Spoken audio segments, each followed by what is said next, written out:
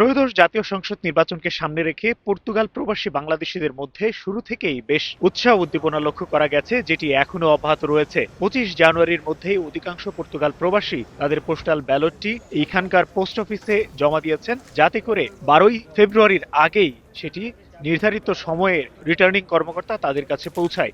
ই poster মাধ্যমে আমরা vote দিতে পারছি, যেন আমাদের ভোটটা কোনোভাবেই নষ্ট না হয়। প্রথমবার ভোট দেওয়ার সুযোগ পাওয়ায় বাড়তি উৎসাহ উদ্দীপনা যেমন রয়েছে, ঠিক তেমনি রয়েছে শঙ্কাও।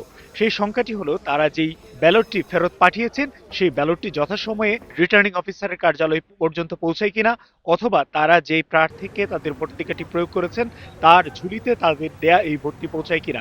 এই প্রথমবারের মতো প্রবাসী হিসেবে ভোট দিলাম, নিশ্চিতভাবেই এটা একটা অন্যরকম অনুভূতি। তবে কিছু শঙ্কা থেকে যায় যে যেহেতু ভোট দিতে পেরেছি সেই কারণে এই ভোটটা ঠিকমতো ওখানে বাংলাদেশে পৌঁছায় কিনা। প্রবাসী বাংলাদেশিরা এখানে যারা বসবাস করছেন, তাদের যে আত্মীয় স্বজন দেশে রয়েছেন, তারাও কিন্তু তাদের পছন্দের প্রার্থীকে ভোট দেওয়ার জন্য পরিবারের সদস্যদের উৎসাহিত করছেন। পর্তুগাল প্রবাসী অনেকেই যারা দেশের রাজনীতির সাথে সক্রিয় ছিলেন, তো এই ভোটকে সামনে রেখে একটি উল্লেখযোগ্য সংখ্যক পর্তুগাল প্রবাসী বাংলাদেশি তারা কিন্তু দেশের নির্বাচনে অংশ নেওয়ার জন্য তারা বাংলাদেশে এর মধ্যে পাড়ি জমিয়েছেন। সেই সাথে অনেকেই যারা দেশে গিয়েছেন, তারা দেশে গিয়েও কিন্তু সরাসরি নির্বাচনী প্রচার প্রচারণায় অংশ নিয়েছেন। পর্তুগাল প্রবাসীরা আশা করেন যে 12ই ফেব্রুয়ারি ভোটটি শান্তিপূর্ণভাবে অনুষ্ঠিত হবেন।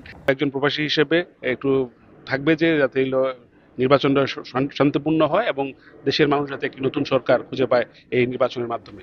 যে দলই ভবিষ্যতে দেশ পরিচালনার দায়িত্ব পাক, তারা যেন বাংলাদেশের কথা মাথায় রেখে এবং বাংলাদেশের মানুষের স্বার্থকে সর্বোচ্চ প্রাধান্য দিয়ে ভবিষ্যতে রাজনীতি করেন, এমনটাই আশা করছেন পর্তুগাল প্রবাসীরা। তো সবকিছু মিলিয়ে এখনো পর্তুগাল প্রবাসীদের মধ্যে যথেষ্ট উৎসাহ উদ্দীপনা রয়েছে এবং তারা আশা করছেন একটি শান্তিপূর্ণ নির্বাচনের মাধ্যমে নতুন কোনো দল দেশ পরিচালনার দায়িত্ব পাবে। তারিকুল হাসান আশিক, সময় সংবাদ, লিসবন, পর্তুগাল।